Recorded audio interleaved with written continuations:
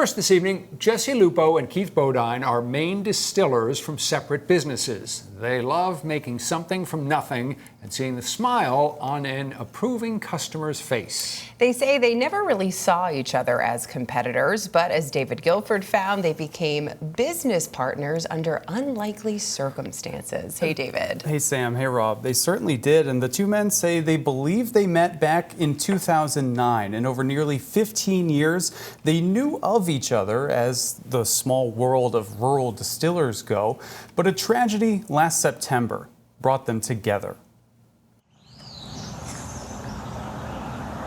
Yeah, there's something about creating spirits that is, anybody that starts it off as a hobby gets the bug, and they're like, all right, well, what else can I make? How can I make it better? Everything that you do is expensive with this. There's nothing cheap about getting into this business. Only the insane, the truly criminally insane would ever get into this business, especially after knowing about it. What'd you say? Pretty much. Maybe not criminally, yeah, but you know. You know, to go to what Jesse said, it's really, for me personally, it's the ability to take raw materials, see them all the way through to a finished product, and then see it go out the door to a happy customer. Can you take me back to the fire and how you experienced that?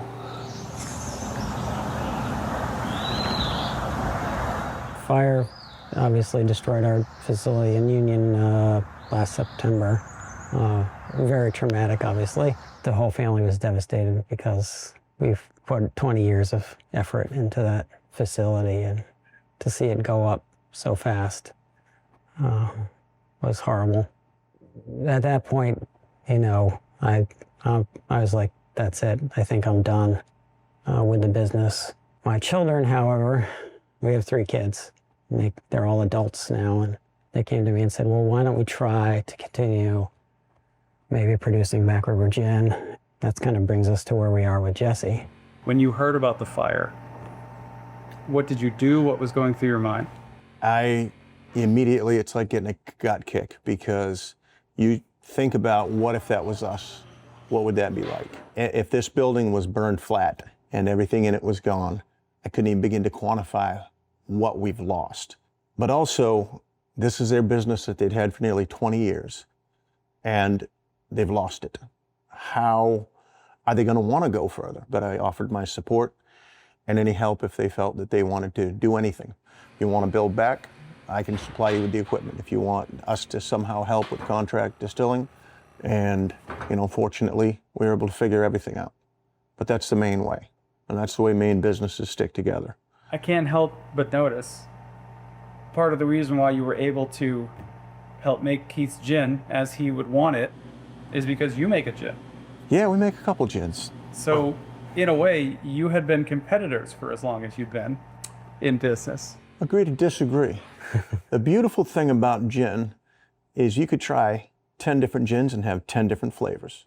So our making his gin, first of all, they've been around for a long time. These guys were pioneers. They were in the beginning days of distillery in Maine, period. So it's really a no-brainer that their sales, there's people waiting to get this back.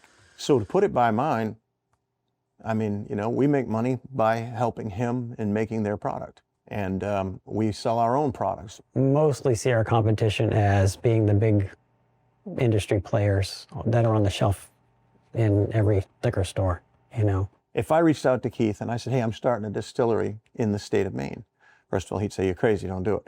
And then he would say, how can I help you? Because unlike almost every other business out there, we don't see each other as competitors.